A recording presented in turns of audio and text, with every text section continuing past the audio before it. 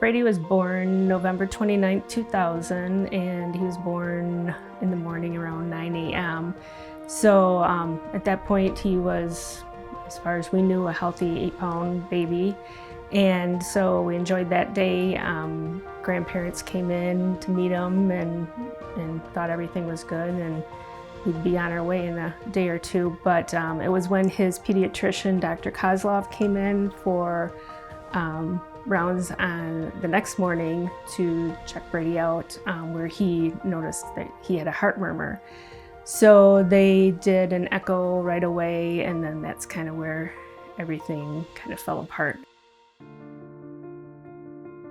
My husband and I were taken to a room and basically told us that he had a lot of defects. He had a couple holes in his heart, and one of the biggest concerns was that his aortic arch was basically closed. So it was very urgent to give him a medication that would keep a ductus open to basically keep him alive until they could do surgery. Blaming myself, like, what did I do wrong, and why did this happen? And so, I guess I'm always like one that looks for answers and wants something to be fixed right away, and just the realization that was not going to be the way this was going to go.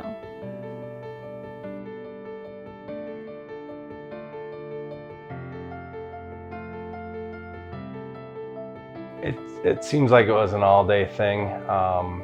They took him in the morning, and then there's prep time and stuff like that. So I would say the surgery may have been only 4 or 5 hours, but it seemed like it was probably the whole deal from beginning to end. May have been an 8 or 9 hour event. The nurse came up from surgery. She'd come up every once in a while and update us in the waiting room.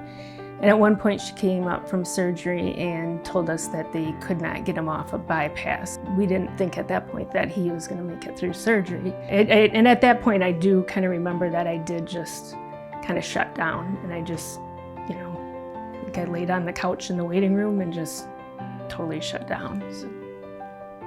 Which was, incredibly scary, and did not know what to think at that time. So that was very difficult to get through that.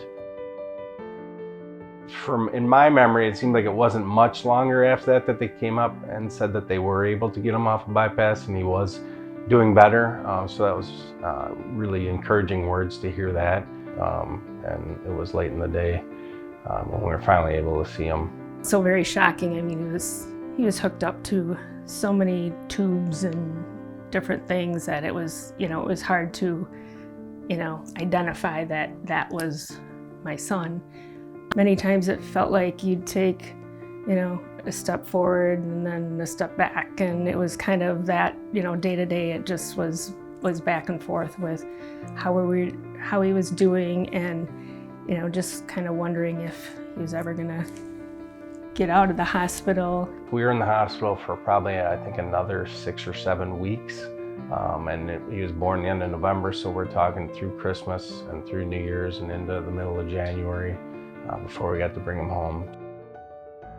We just really are blessed that he did so well and is still doing well today. So he's a junior in college and doing what typical 21-year-olds should do, which is awesome, because there's quite a few years that I just, didn't know if that would be the case.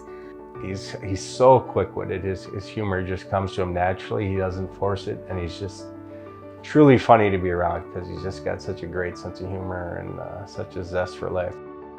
I remember when we got PK, right before the surgery, because Brady was going into surgery, and my parents were like, what do you want? Can we help in any way? And he was like, I want a dog. And then we got PK, so that was good. I feel like I'm very lucky where obviously I've had to have annual and sometimes semi-annual appointments and have a lot of surgeries, but throughout my day-to-day life, other than maybe being kind of tired on when I play soccer and stuff, it's really hasn't affected me day to day. I feel like I'm very lucky about that. I've been able to live a very normal life. He has his pacemaker, and he goes in now for annual checkups, and it's kind of at this point where he's still seeing his pediatric cardiologist, but is now at 21 has moved into the big people world and sees his adult cardiologist too. For me, just keeping a positive attitude goes a long way, just because I know I've had a very blessed childhood and a very blessed upbringing and adult life now. So yeah, just keeping a positive attitude through, however tough it may get goes a long way, because your attitude can have a huge effect on pretty much how your life goes in general. There was a point that he just kind of became proud of his scars and, yeah, I've been through this, so. And, just owning it, so. Like, I feel like if I was in his position, it would almost consume my life, or like cause a lot of anxiety, or just being upset with like what has life given me. But with Brady, he doesn't see it that way. He just looks at the positives. They wouldn't have detected that heart murmur, and that ductus would have closed. He would have died because there would have been no blood flow through there. And so we always, it was Dr. Kozlov was our kid's pediatrician for years, and we always were so indebted to him for catching that and really saving Brady's life.